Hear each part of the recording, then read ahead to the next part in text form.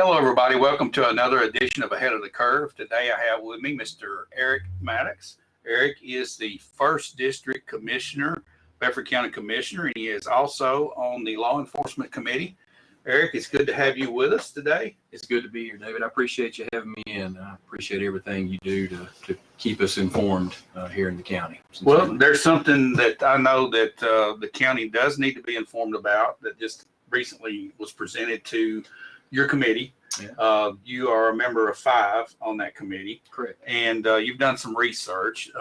It's about tablets for our inmates in Bedford County Jail. So talk to us a little bit. Explain to us the type. It's a computer tablet, just like it's, I don't know, what brand is it? Do you have any details about it? It's from a company called Securus. Okay. That's the company that provides the tablet. It's sort of a ruggedized tablet. Okay, so it's basically a computer. It is. Okay. It has the capabilities to be a functioning computer. So it runs on an Android system similar to a phone. Okay. All right. So I've got an Android. I can browse the internet and do whatever I need to. Send emails. I can get internet access. So would this be issued to each inmate? From what I understand, yes. And just to kind of make a correction, to be fair to the entire situation, these tablets are designed with certain apps. And the way that it was presented to us was that these apps and even this tablet would be closely monitored, that it would not be issued with the full functioning capabilities of, say, an Android device like your phone or this tablet. But what you can do with that tablet, given the right knowledge and information, is one of the things that concerns. Okay, so you've got some concerns, but let's talk about what is the idea behind this. What capabilities does it have on these apps? What are the apps for? What would the inmates be able to do with it as presented to them? Yeah, well, before I answer that question, I do urge everyone to take a look at the most recent Law Enforcement Committee meeting. They can find those on the Bedford County .gov website, and also you can find them on YouTube. So if you all haven't had the opportunity to look at those videos, please do so. It'll give you a lot of information. But these tablets are the intent was to reduce the recidivism in the system and have the inmates come out more prepared than what they were when they came in through maybe giving them an avenue to get more education on these tablets. The law library would also be on these tablets. So those are the positives. Another positive that was presented by the sheriff and by the folks at the jail was simply that it could be used as a tool to help behavior issues. Kind of like if if folks choose to give a child a toy and they take it away, they can use that as leverage to have the child behave better. Of course, I think that's ridiculous, but well, it's kind of like what happens with my grandkids at daycare. You don't play with the puzzle, you don't share it, you get the puzzle taken away. So that's actually a positive. Is that what we're saying? That's what they're saying. Okay, all right. So they're saying. So you actually have concerns. You've done a lot of research on this. I have. And tell us a little bit about what you've uncovered through your research. Sure. So again, these tablets are they are locked down, but what folks need to understand is there's something called rooting or jailbreaking, right? Depending on the operating system. And for these types of tablets, they can be easily rooted. And what that basically means is the operating system can be manipulated and then utilized however they see fit. For an example, let's see. So someone was simply asked about rooting these particular tablets, and it says that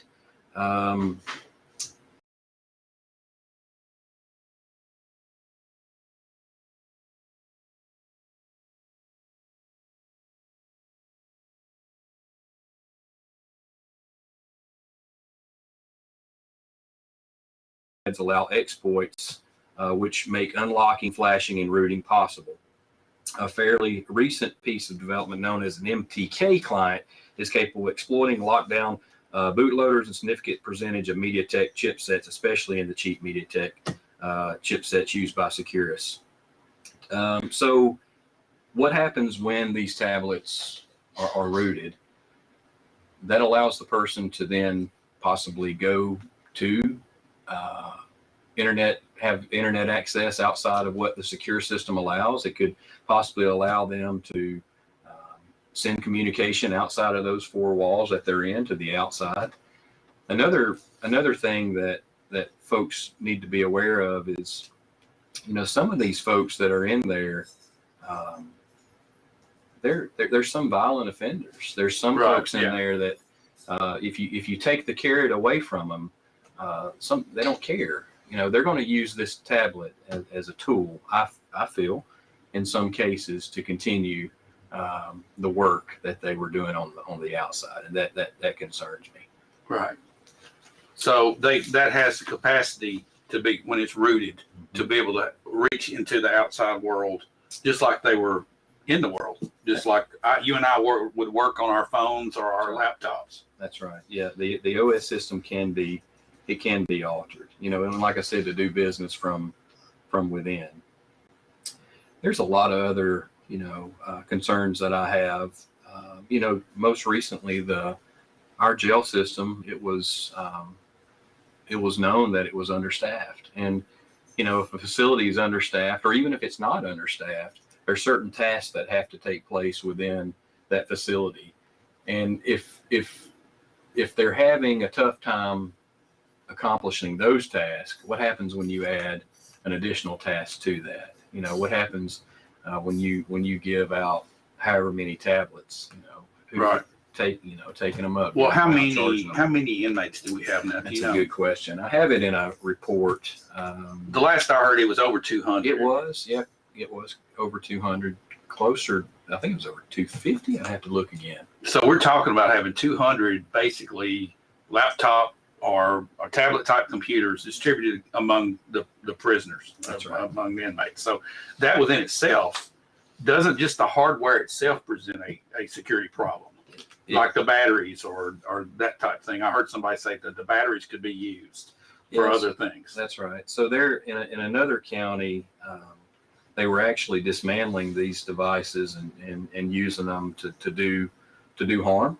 They were also using the batteries to power other devices within the facility. Wow. Yeah. So you've done some research then with other jails or other prisons that have actually had this program.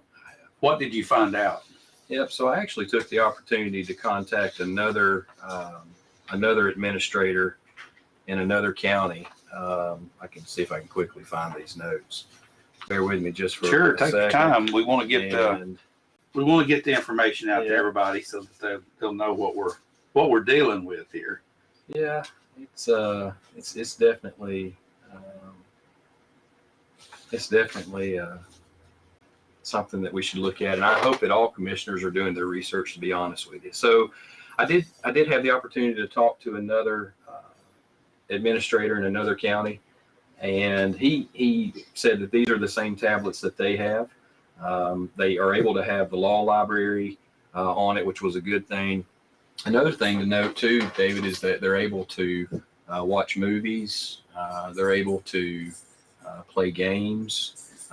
And one thing to also note is that these tablets it's for profit. So this company didn't in my opinion, this company didn't come to us, Bedford County, and say, hey, we want to help. There's something in it for them too. So one thing that I've learned is that when the inmates,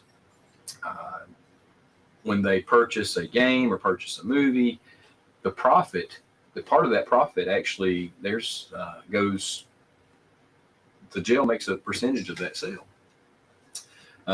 So there's that. So when I talked to the other jail administrator in another county, he said some of the issues were that they were hard to keep up with. Inmates were stealing other inmates' PIN numbers. They were breaking them. He said this was a huge. Oh, I couldn't huge imagine issue, that. was that they were Could they be used as a weapon? They can be. As a matter of fact, there's another article that I found that speaks to that. And as a matter of fact, since I have it here, we can toggle directly to that. He talked about taking the battery out and connecting them to something else. They did make them put them up at night. He said, but they're still easily misplaced. And overall, at the end of the conversation, he said that he would not prioritize this decision again if given the opportunity. It's a big responsibility to stay on top of. So he would have them removed if he could. Correct. Yeah, he said he would not prioritize it. So when you ask about could they be used as a weapon, they can. Another sheriff in Ohio, just October 24th of 2022, this particular sheriff revokes computer tablets from male inmates after months of vandalism. The inmates used them to break out windows. They were also removing the battery, using social media to track down crime witnesses that could testify in court. Wow. Yep. That gets a little bit scary. It does. It's something that we really need to think about. It's, when you look at the surface of it and you see that these tablets are used, they could be used for the good, which would be the education piece, or maybe they have a law library. But there's so many other things that you have to think deeper. Yeah. One of the concerns that I have or had is that when I asked for the additional 30 days to do the research, one of the things that we were promised was a link to a website that would give us more information on these tablets.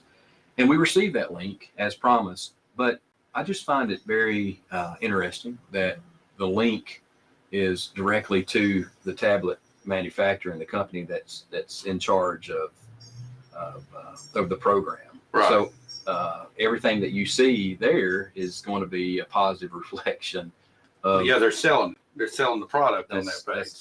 That's exactly right.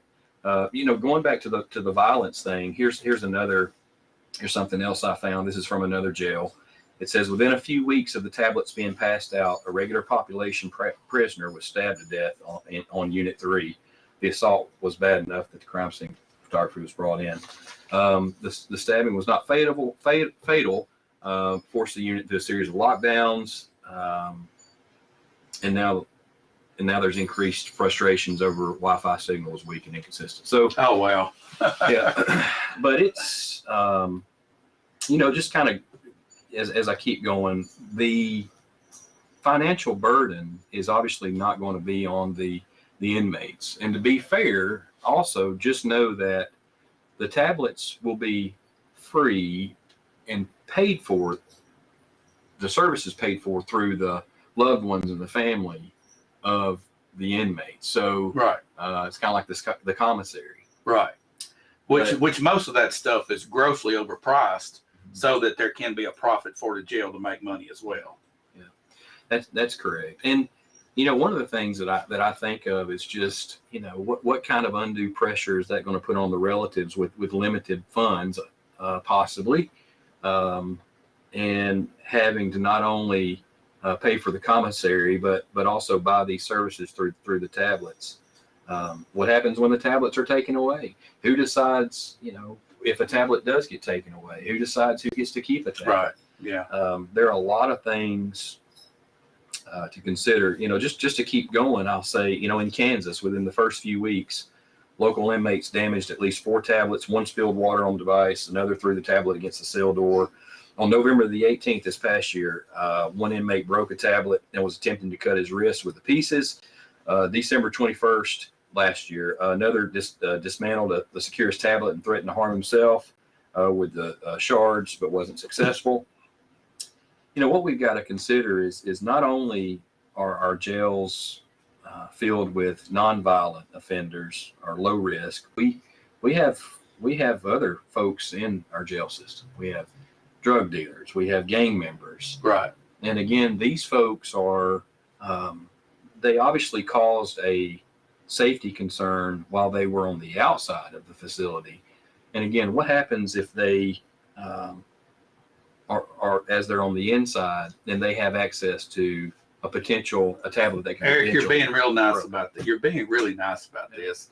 They created havoc and caused and committed crimes on the outside. Yeah. What's the difference when they get inside and they're able to crack one of these open, and you have a piece of glass, just like this other inmate? That puts everybody in jeopardy. I agree. I agree. It does. It absolutely does. And I think it causes, I think it's going to cause a lot more harm, to be honest with you. Well, you've obviously done a lot of research and have found out that you know enough to know that this is not a good idea for Bedford County. And you have talked to constituents have you found anybody that you've talked to within your district that wants to have this? I haven't, and I've talked to a lot of folks, and there's not a single, on other issues within the county, you get both sides, right? And then you ultimately make the decision based on the majority and what you feel is the right thing to do. There hasn't been a single person that has told me that this is a good idea.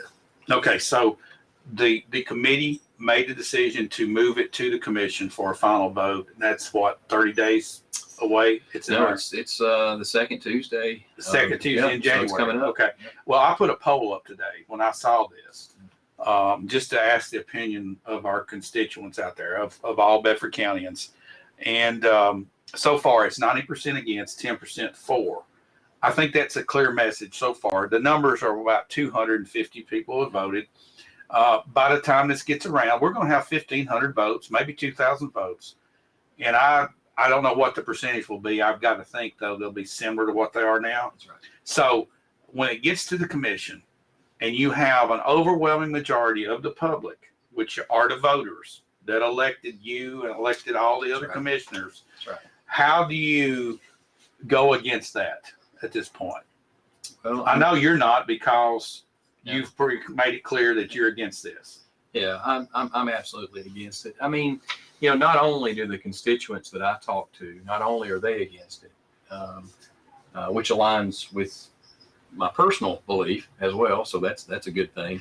But it's just easy. It's one of those things where, for me, it's just an easy decision to go against it because it's not the right thing to do. And one of the hopes that I have is that other commissioners will do their homework as well. David, I'll tell you that I've spent hours.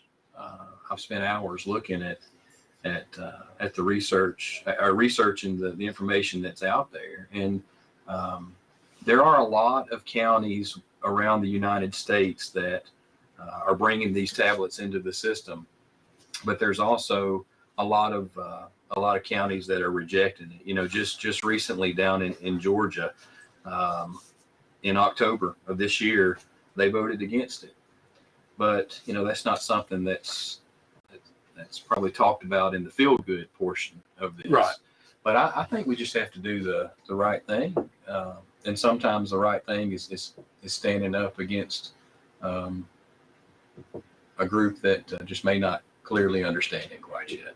I'm just an average guy, and I'm trying to get the word out for everybody. But today, when I heard it was presented to me like this, did you hear that it's a possibility that Bedford County Jail would be issuing tablet computers to our inmates? First thought was, that doesn't make any common sense. That just not, I thought there's no way that that's possible.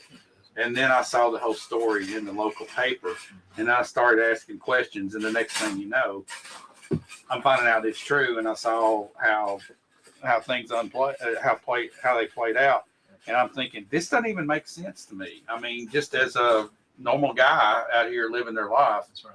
It just didn't make any sense. And I think most people will probably gravitate toward that thought. This doesn't make sense.